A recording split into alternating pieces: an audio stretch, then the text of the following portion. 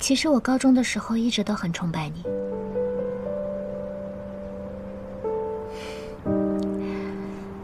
因为你数学、物理一直都满分啊。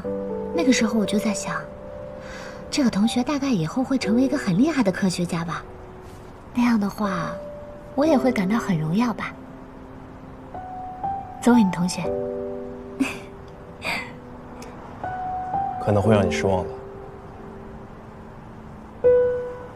不会啊，投行也很好啊。我觉得你不管做什么都会很厉害。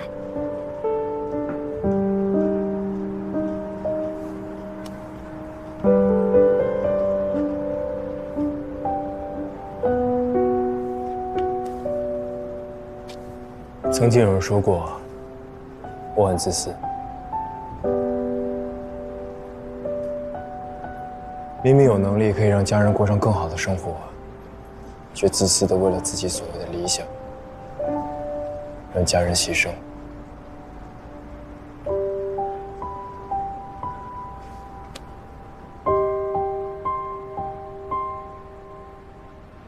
那你应该告诉那个人，不好意思，我就只有这个能力。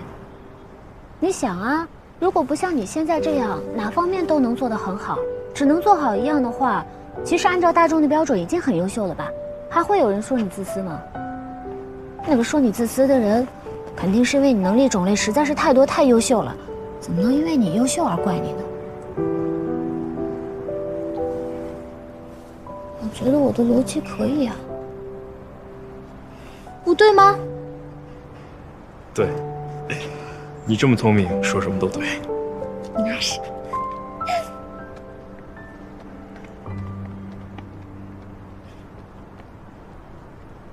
没想到有一天我们还会聊这些。是啊，相比之下，更奇怪的是，有一天我教你打游戏，不是被骗的吗？哎，对了，为什么是80个英雄总教头？王者不是100多个英雄吗？哎呀，你强迫症吗？你非要我解释？因为剩下那20个我不配学啊，比如说李白、婉儿、司马懿、诸葛亮。我不数了，数下去都要伤自尊了。也是。哦，乔小姐只是没有时间练习他们。那当然，本来就是。你说你下个月投行，大概是什么时候啊？大概中旬吧。那你一直可以教我打到比赛。可以。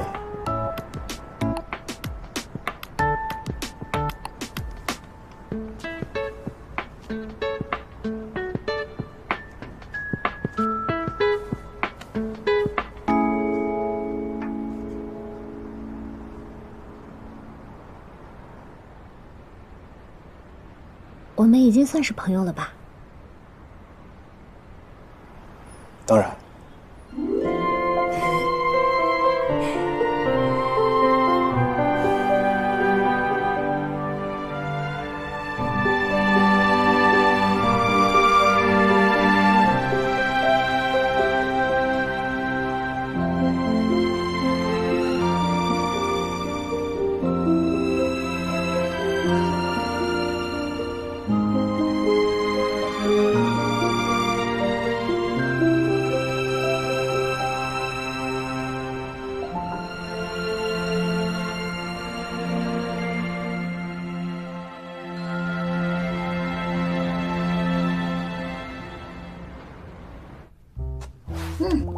增肥上新计划开始，我们的目标是10天之内上新药，30天之内体重增加5斤。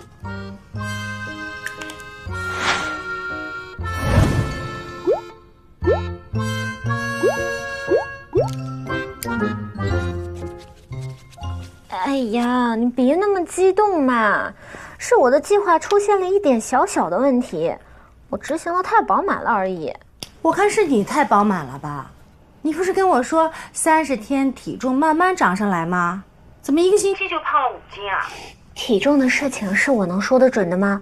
他难道没有自己的思想、自己的灵魂吗？你给我控制住好吗？你别30天给我胖15斤，回头那个博主又该骂你了。放心吧，我用小号看了，他最近被人拍了路透，起码胖了10斤，多大的脸啊，还敢说我？你这个体重计划这么饱满了啊？排位上新计划怎么样了？那就更饱满了，已经钻11了，星耀指日可待。这么快啊？于老师带你的吧？怎么可能？我都是单排。于老师他可冷酷了，我连续遇上坑爹队友10连败，他都不带我。哎呦，我今天晚上吃完最后一顿大餐，我就开始控制，过来。不是我，这个臭丫头。单排时，你会遇见各种情况和队友，有利于培养个人能力。而且比赛的时候，你会有2个路人队友，你并不知道他们的水平，所以要先做最坏的打算。哦。还有，上局排位是你坑了别人，不是队友坑你。有2次团战，队友还没跟上你就开团，太急了。我录下来了，过来看。等一下，我再去称一下体重。刚才是早上空腹数据。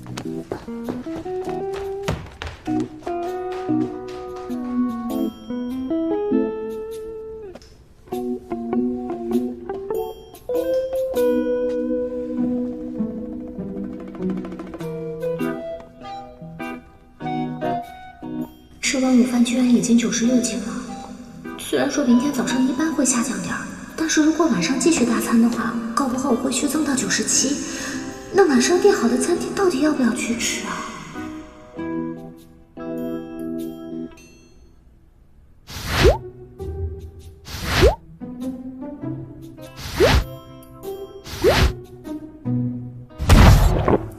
好久没出去吃了，可是作为一个女明星，怎么可以97斤呢？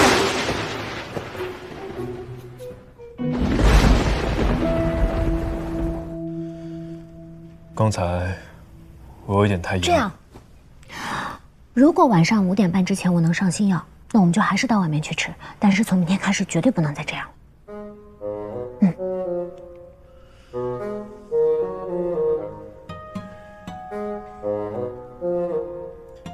过来看上局的排位录像，快！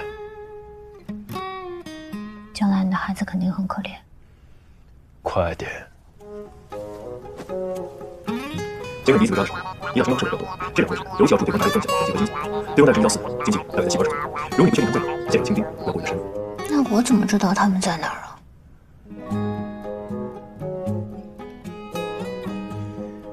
上次我跟你讲过，打野的思路和一些关键位置。我打的时候就忘了。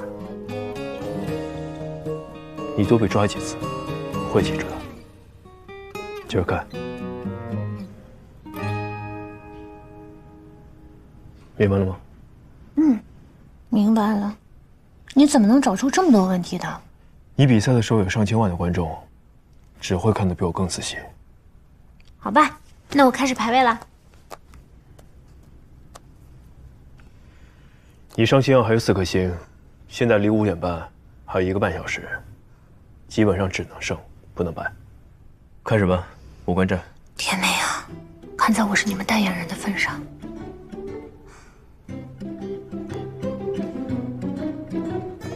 敌军还有5秒到达战场，请做好准备。哎，对方怎么有人挂机呀？我家打野有点厉害啊，居然5个人头了。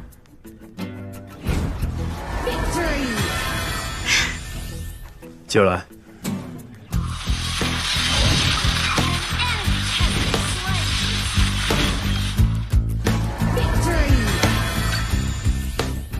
你看，我是 MVP， 33%的输出。别骄傲。还有一局。对方中单和打野好像吵架了，站着被我杀。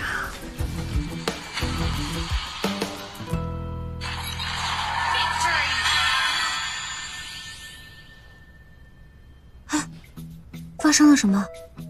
不是说晋级赛很难吗？看来天美想让他们代言人多吃点儿。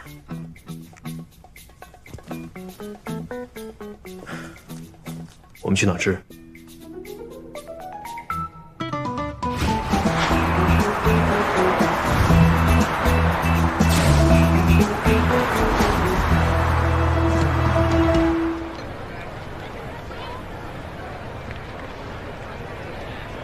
怎么这么多人排队啊？我记得这餐厅以前也没这么火呀。好像前阵子评上米其林了。不过我们订了位置的，不用等。晶晶、袁老师，你们先进去，我去品牌还个东西，一会儿再来找你们。好，你先。我也是这么想的，省得你害得我被拍。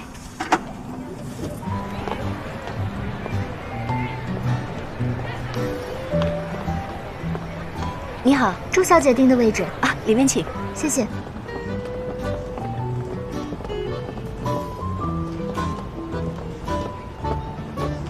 这是朱小姐订的包厢。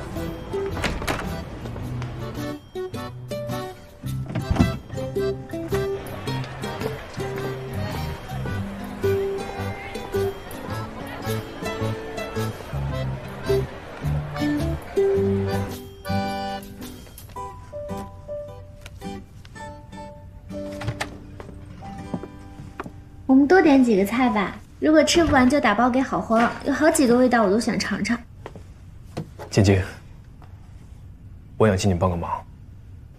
什么忙？我碰见了我的老师和师母，他们也在门口等位，但是呢，前面还有10几桌，所以可不可以把这个包厢让给他们？啊，我请你到别的地方吃。可以是可以，但为什么不能一起来吃啊？你不介意？我为什么要介意啊？我请他们去。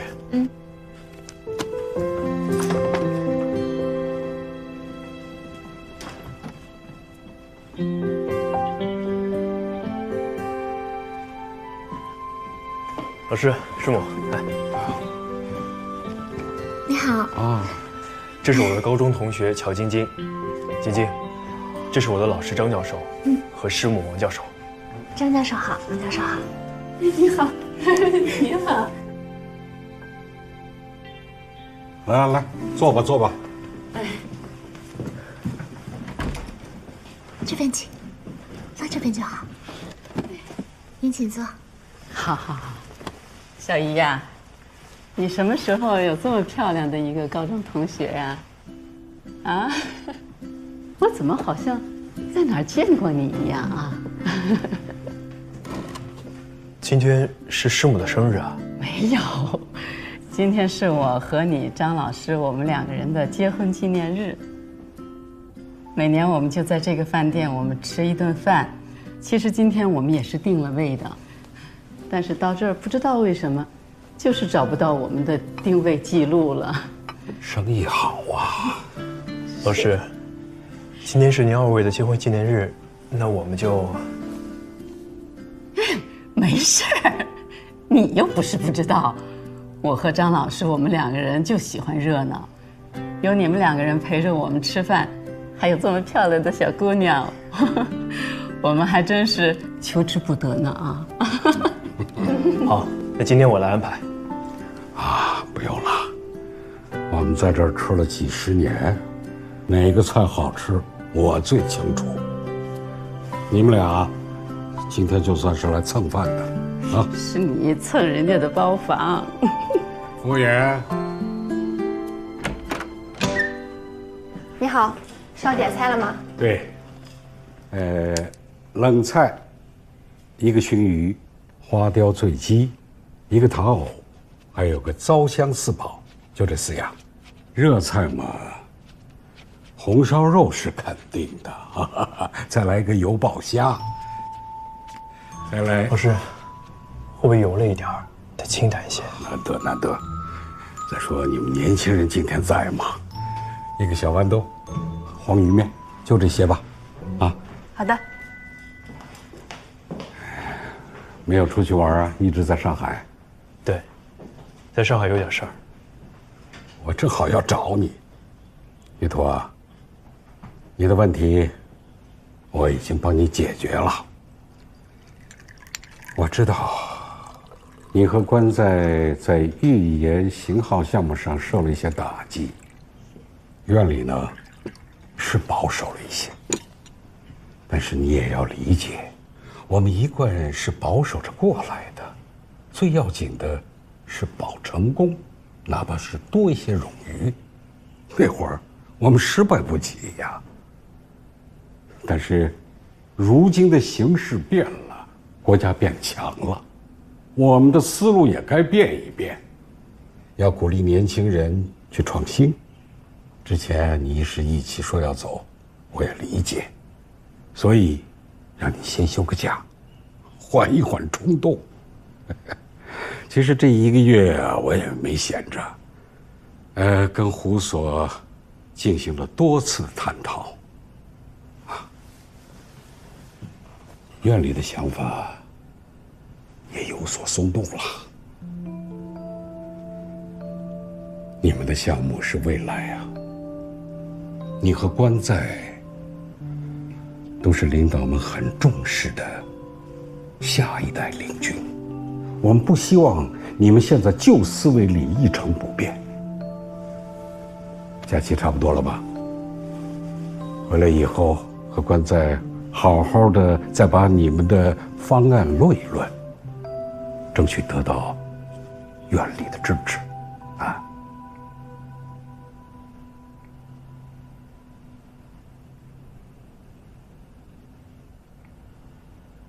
哎，你听见了没有？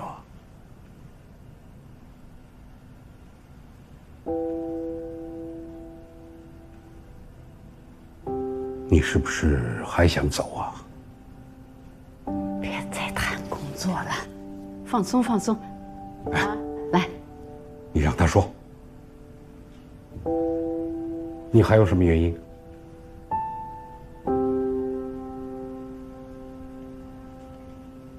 老师，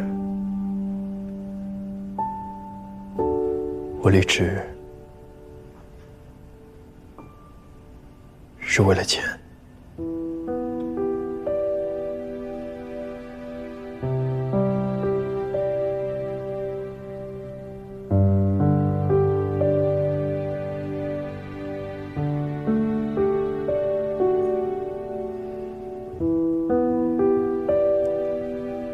我理解，这些年走了许多人，他们的选择我都能理解。我只是觉得有点失望啊，许图啊，你太让我失望了。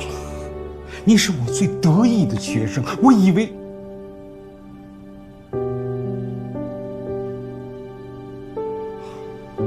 我们不说老一辈航天人一穷二白从零开始，就说你的同事关在，当年他在美国放弃高薪回来，我一直以为你会和他一样，也是有着自己的信仰和坚持。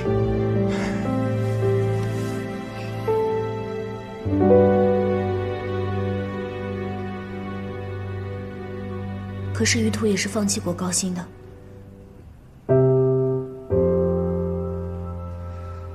于途和他的同事都是顶尖的人才，值得最好的对待。可是如果用他们的理想和信仰要求他们不顾一切的话，是不是有一点……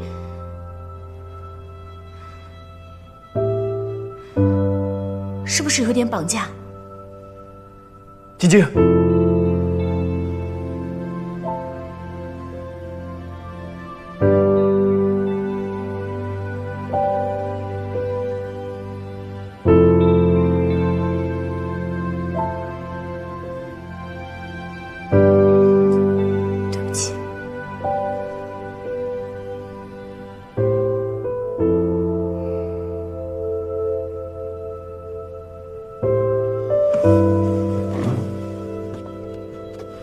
老师，对不起，我们不打扰你和师母吃饭了。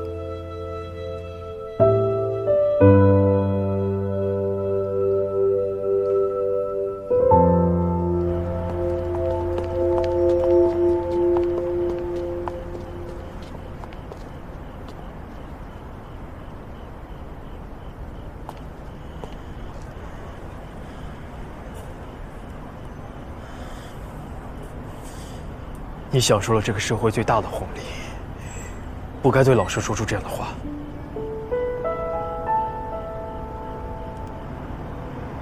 你是什么意思啊？如果我不是乔晶晶，我不是女明星，我就可以说对吗？我只是想帮你说话。我比任何一个人都希望你继续做一个航天设计师。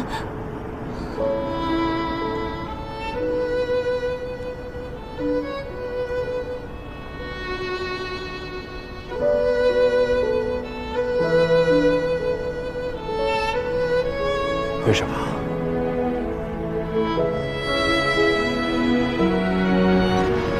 晶晶，刘老师，你们怎么在外面啊？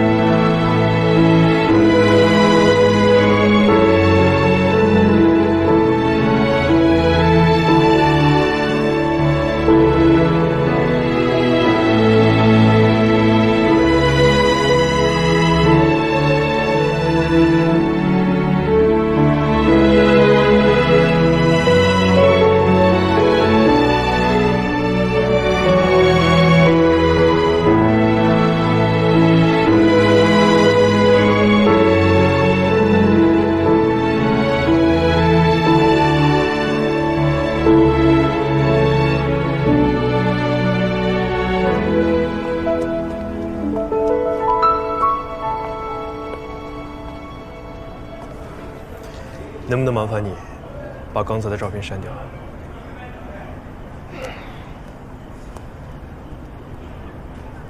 啊，谢谢。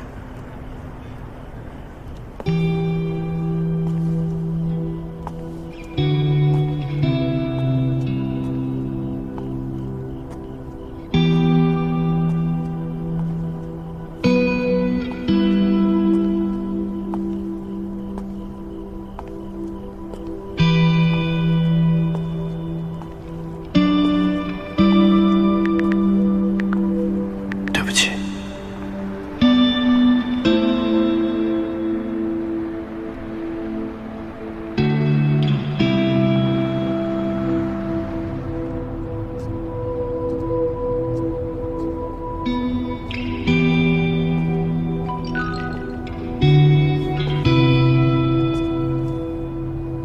别把你老师的话放在心上，他一时情绪了，我们都尊重你的选择。还有，别怪你的朋友，他说的话不无道理。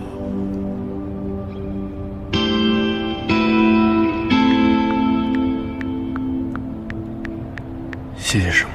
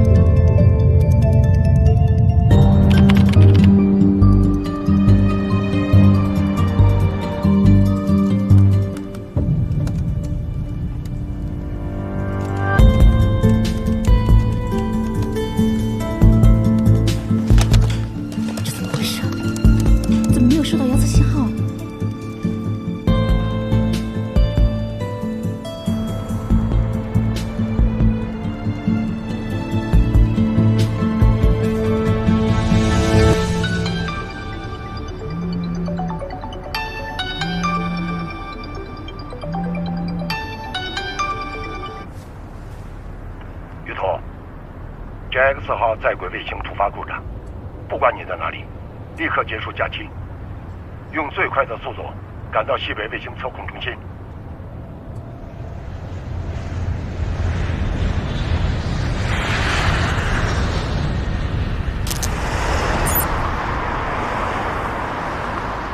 后备箱。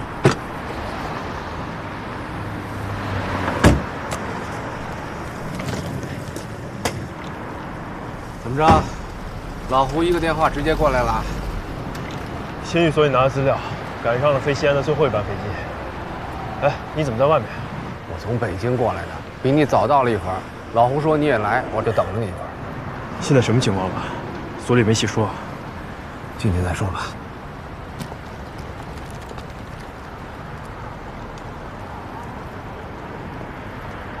2位是158所的同事吗？请出示一下身份证。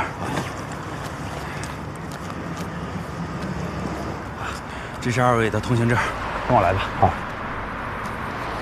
这边。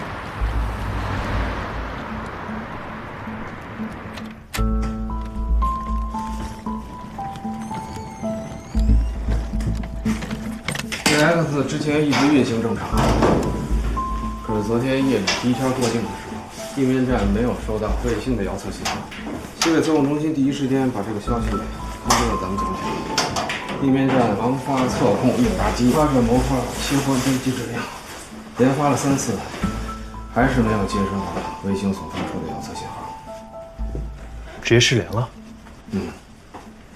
切换到背机也没信号。JX 卫星测控应答机的主备机是异构备份的，同时出现故障的可能性极低。可是已经发生了，咱们俩是咱们所先到的，其他参加过 JX 的同事身上都有任务，明天才到啊。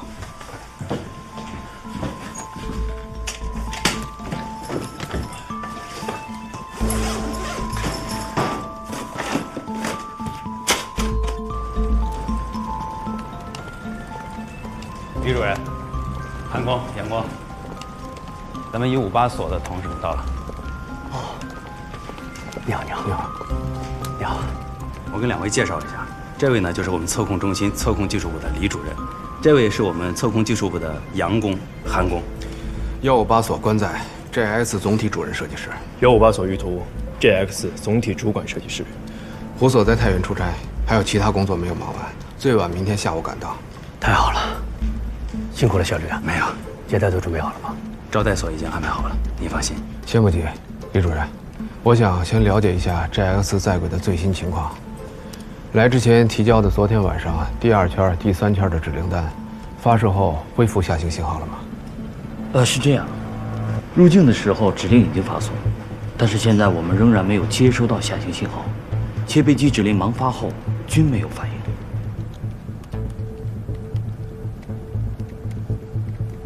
相关的设计文件和图纸我们都带了，近期卫星的在轨遥测数据都准备了吗？我们都在电脑里准备好了。那就一块儿找找原因，找到了问题才能对症下药。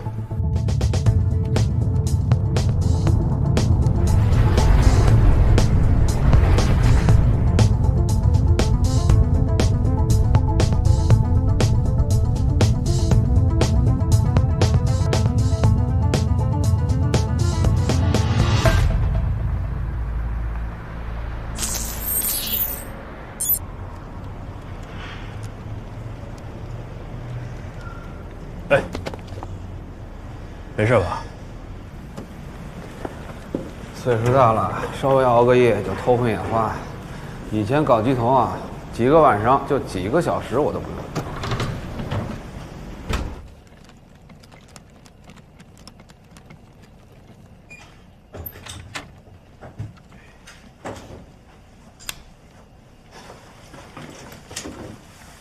我先睡了。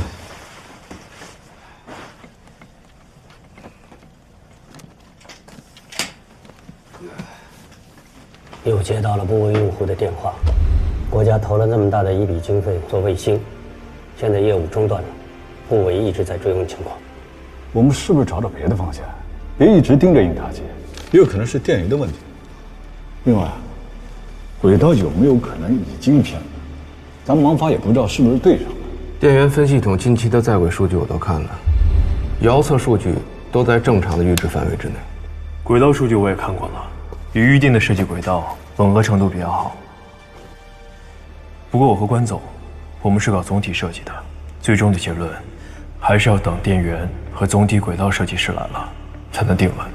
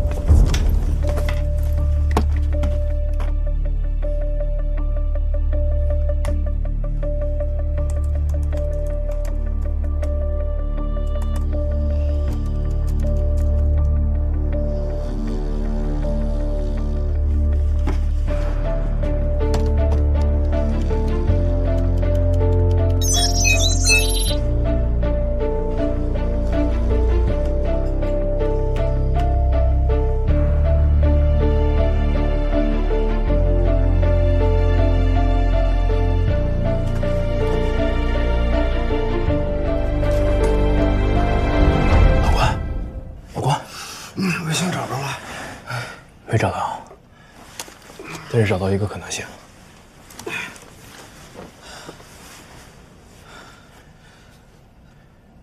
走，去开会。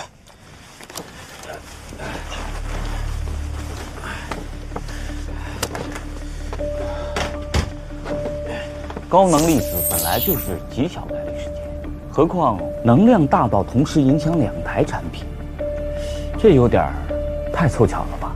之前大家一直在卫星本身的问题上打转，一直没有找到原因，所以我往外因上想了想，想到了关于前段时间看到的太阳风的预报，就去国际空间环境网上做了些查询，的确看到了相关信息。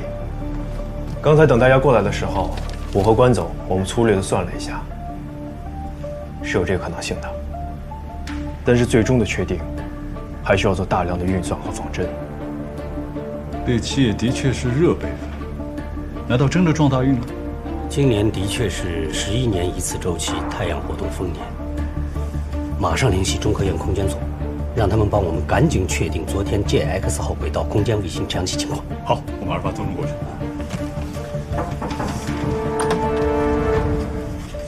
李主任，158所的胡所长和参与研制 JX 的同事们来了。哎呦，老李，哎呀，胡总，提前到了。哎呀，抓紧时间办事儿，连夜坐车赶来了。咱俩就不寒暄了啊。JX 的最新情况怎么样？你看我这都气得快冒烟了。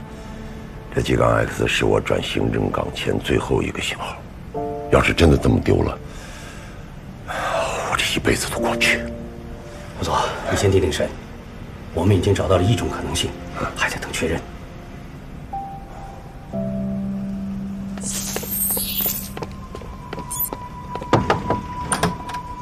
中科院那边回复了，的确在卫星在轨故障的时刻发生过太阳风暴事件。赶紧做仿真验证，确定卫星轨道以及故障时刻和太阳风暴的影响导致小高能电磁暴范围是否匹配。好。要多久能出结果？2个小时以内。那还来得及在今天抢救。总体轨道岗立刻进行对卫星轨道的计算，推算出后续卫星精准的过境时间。测控西务岗组织进行指令编写，电源岗符合之前星上的能量情况，确定是否存在供电安全。另外，太阳风暴只是目前看起来可能性最大的原因，但还要等确认的结果。其他人要想一想，会不会有更深层次的原因。关仔，总体要随时掌握最新的进展，1小时给我一报。是。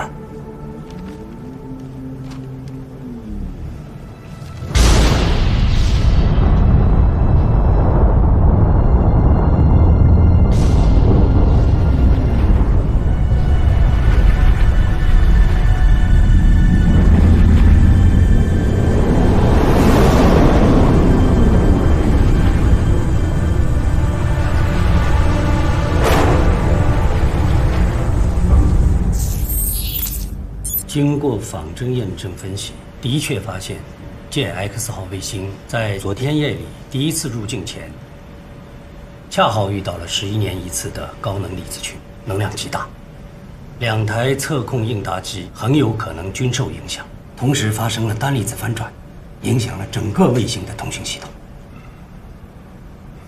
针对这样的情况，我们已经制定好了抢救措施。我们应答机的接收指令功能是模拟电路大的，不会受到单离子事件的影响，所以在下次卫星过境的时候，同时忙发2台测控应答机，重启指令。如果卫星能够顺利接收指令的话，应该可以恢复电子设备的正常功能。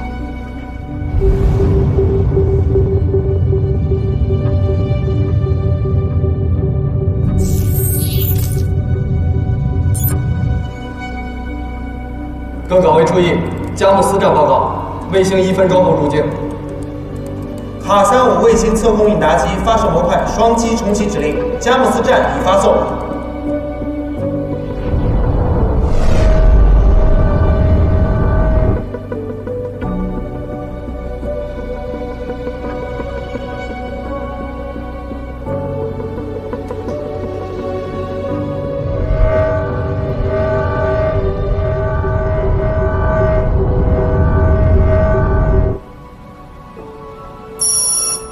遥测了，卫星遥测已收到，信号正常，请各系统抓紧判读。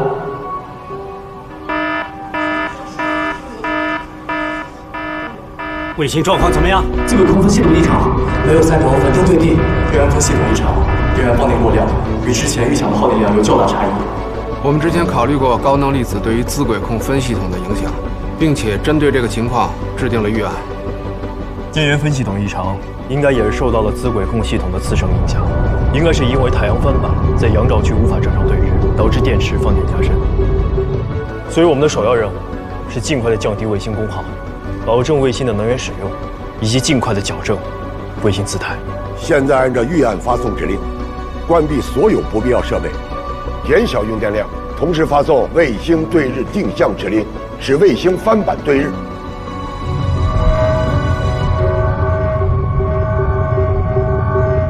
卫星已飞出测控弧段，下一圈入境时间为20点03分。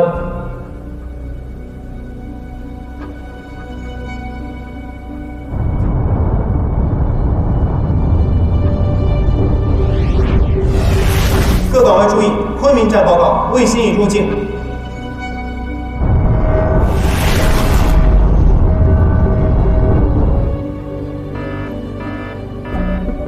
根据遥测显示，自轨控分系统异常，卫星并未转入对日定向稳定模式。又要熬通宵了。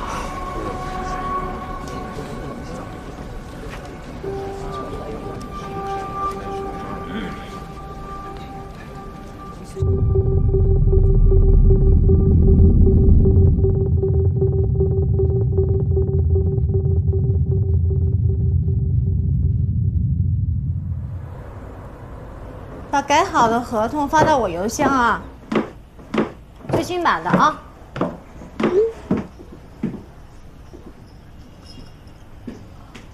小朱，过来。这2天晶晶怎么回事啊？连着3天来工作室了。好像和于老师吵架了。于老师这些天都没出现。不会吧？不是挺好的吗？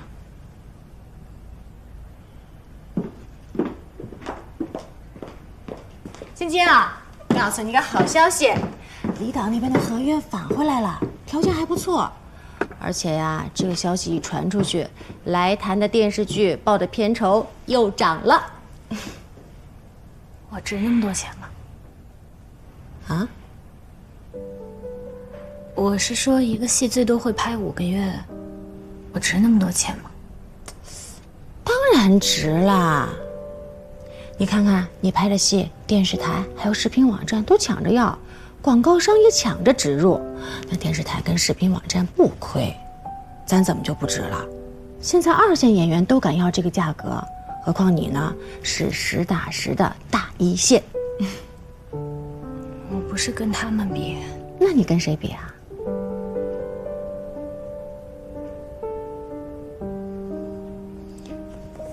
我想这些是不是太矫情了？哎呀，其实也不是矫情不矫情的事情。你想的这个问题，我也想过，但是你看看，现在市场就是这样，你不拿，别人也会去拿，而且啊，你不拿这个钱，你拍的片子，片方也会按这个价格卖，那差额去哪儿了？最后就到了投资方的腰包里面。真的不是矫情不矫情的事情，是你想这个事儿没有意义。那我再问你，如果说有一个戏来找你，片酬几千万，你会说不行，我只要几百万吗？不会。所以啊，你想这个有什么意思？我们就做好自己的，好好拍戏，别出幺蛾子，对得起人家的作品，对得起人家的钱，把我们该做的慈善实打实的做好了，这就可以了。你看看你干嘛呀，愁眉苦脸的啊？怎么忽然间想到这个了？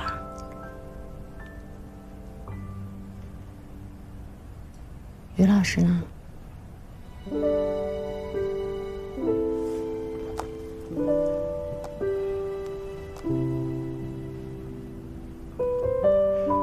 那行吧，那我先走了啊。开心点儿。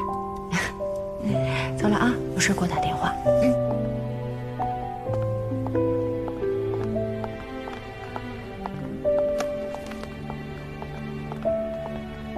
你帮我看着他，要是万一有什么情况，打电话给我。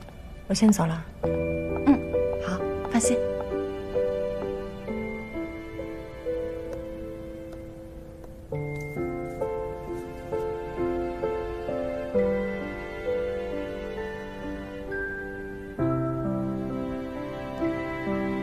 我出差一段时间，归西不定。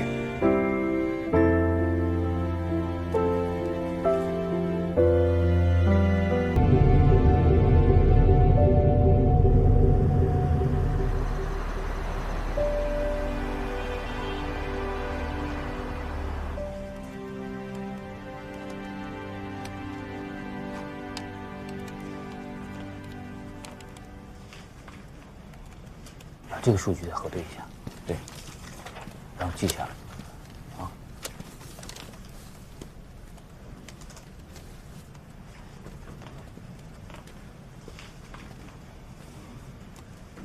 李工，先吃饭吧，食堂1点钟就关了，饭还是要吃的。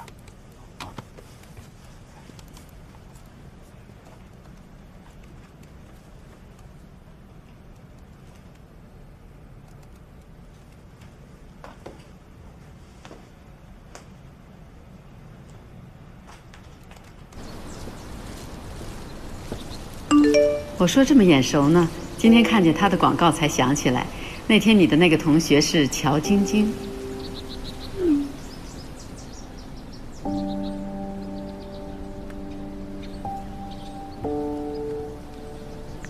师母，不好意思，才看见你的微信。是的。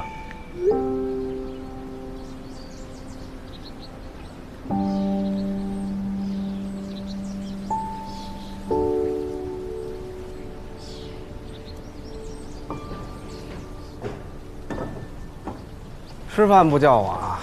啊？看你怕桌上睡着了，就没喊你，给你带饭了。就外边吃吧，透口气儿啊。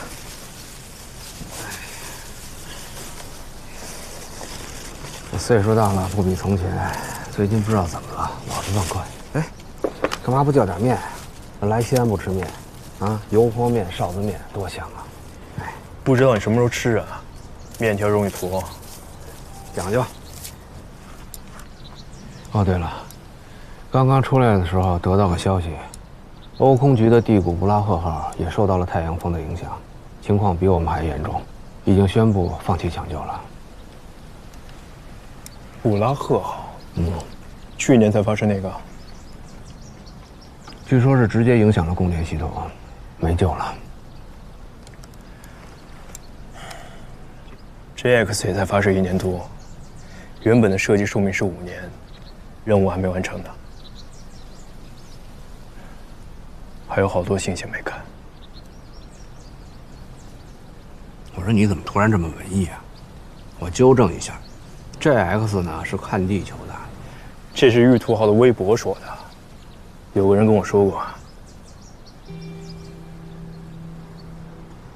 你就是不学无术。你乐观点儿 ，GX 不会像布拉赫号，至少我们已经成功对日定向正常充电。这几天啊，一关一关的，真是够刺激的。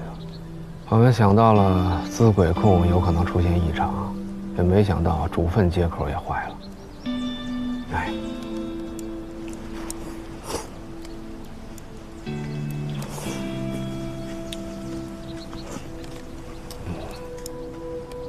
对了，目前对地定向的姿态机动只能靠背击实施，我们还是得把实施策略稍微优化一下。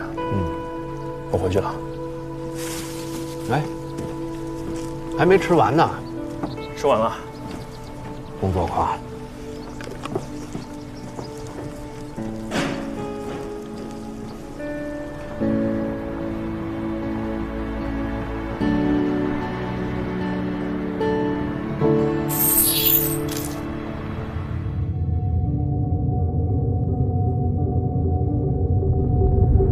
各岗位注意，佳木斯站报告，卫星1分钟后入境。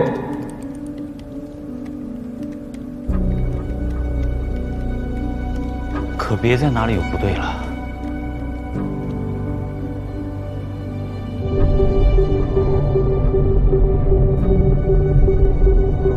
各岗位注意，佳木斯站报告，卫星已入境。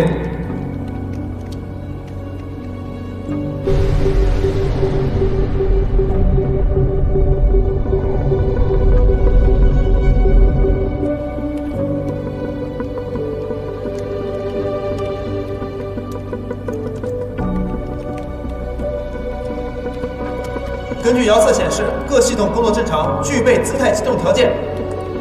马上按照预案，发送卫星对地定向指令训练。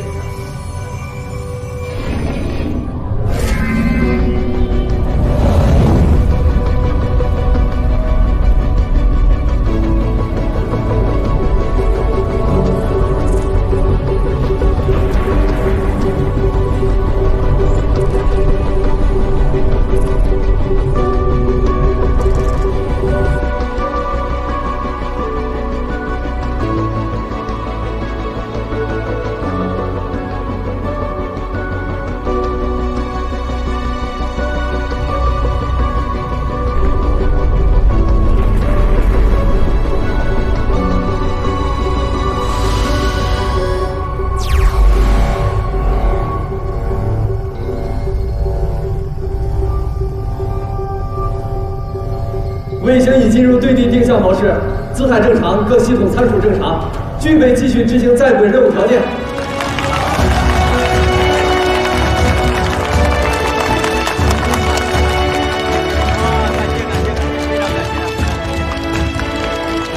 老李啊，感谢你们和我们一起抢救了这颗卫星。哎，这是我们的责任，木星人嘛，卫星是你们的，也是我们的嘛。对。还得让这帮年轻人早点休息了，这几天都没怎么睡。不错啊，你们所的年轻人都好样的。你们单位的也一样，都是很优秀的年轻人，敬业、执着、有理想，是我们航天未来的希望。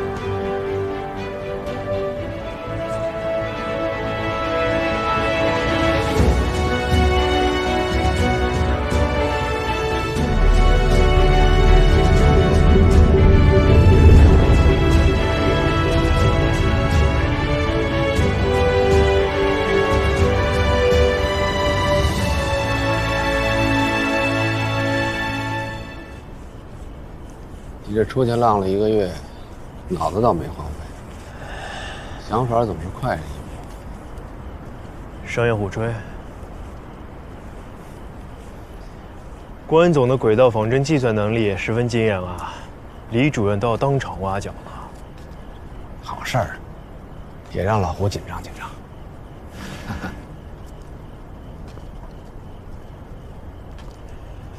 不过卫星的寿命还是受到了些影响，还是能超过设计寿命的，只是本来应该超过更多。能救回来已经是万幸了。这颗卫星是你参与设计的第一颗型号，也是咱俩第一次合作啊。嗯。知道我第一次见你是什么感觉吗？嫉妒吧，挺明显的。嘿，刚见你的时候，我想哟，来了一个门面。结果没过多久，就给了我一份细化的信息流接口大图。我心想，行啊，这才貌俱佳，堪为良配呀。注意用词，别给我们工科生丢脸，行吗？咱俩谈谈钱吧。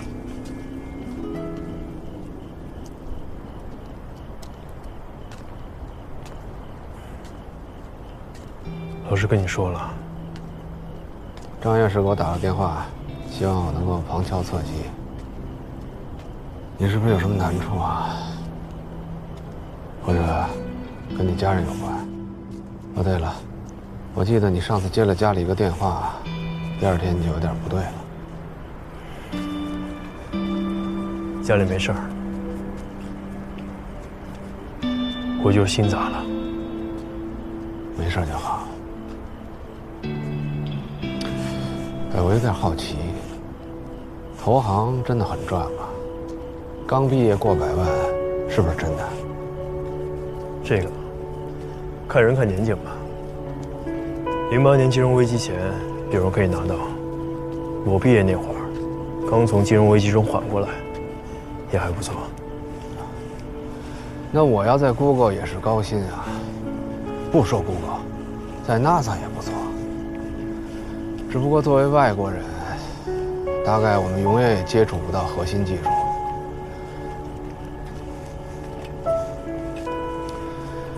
你知道我为什么从来不挽留你吗？因为我从来就不认为你会走。我觉得咱俩是一种人，就像我老婆说的，4个字：不合时宜。我还跟他们打赌，你要真走了，我就改名叫关在猪圈。那我阖家团圆了，都是兄弟姐妹的。你滚！你跟我不是兄弟啊！哎，有事儿要问你啊，于彤。这卫星故障这事儿呢，谁都说不准。我们用了5天就解决了，花好几个月时间的也有。如果真是好几个月，投行会等你吗？还是你不管这边，甩手走人？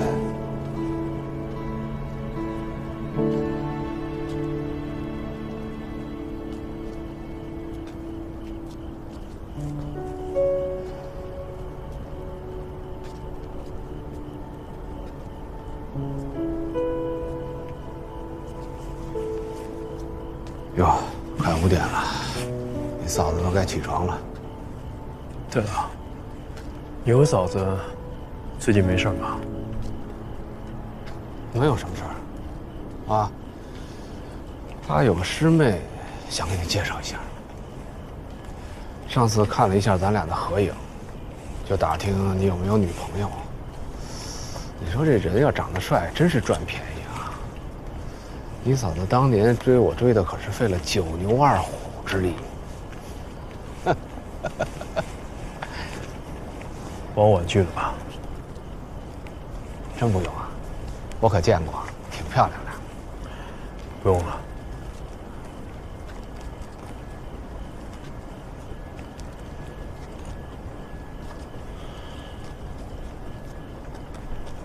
我最近认识了一个姑娘。啊，挺机灵的。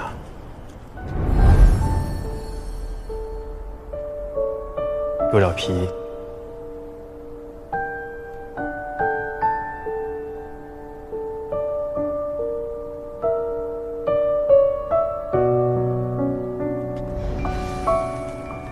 也很听话。行啊，刚刚休假认识的？不是，是高中同学。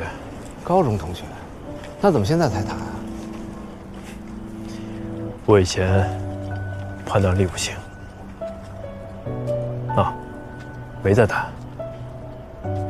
不会吧？不会是人家不喜欢你吧？啊？我觉得不至于。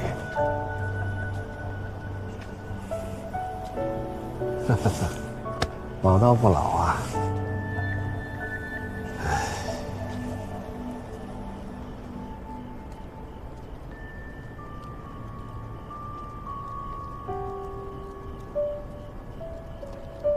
门怎么锁了？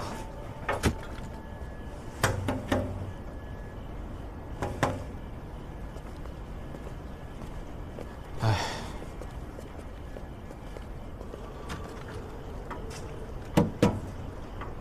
人也没有，可能去忙了吧，再等等。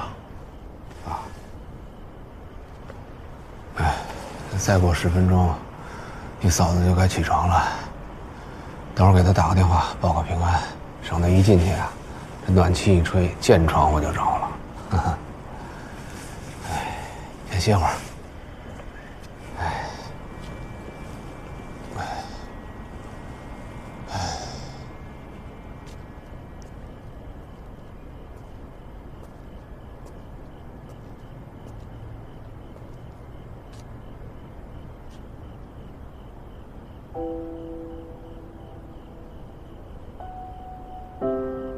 玉托，离职的事情，我希望你再考虑一下。你是属于航天的，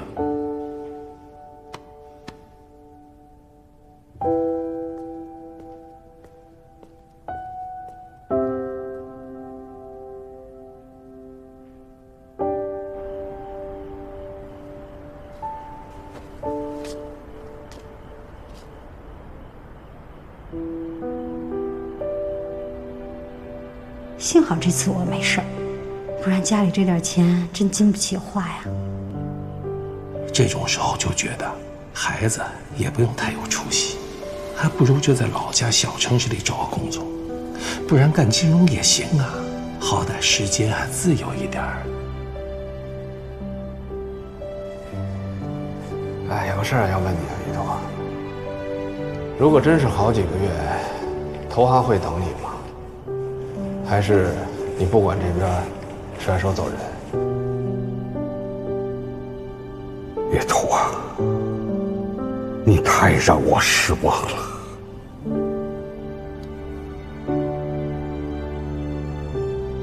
你知道我为什么从来不挽留你吗？因为我从来都不认为你会走。我比任何一个人都希望你继续做一个航天设计师。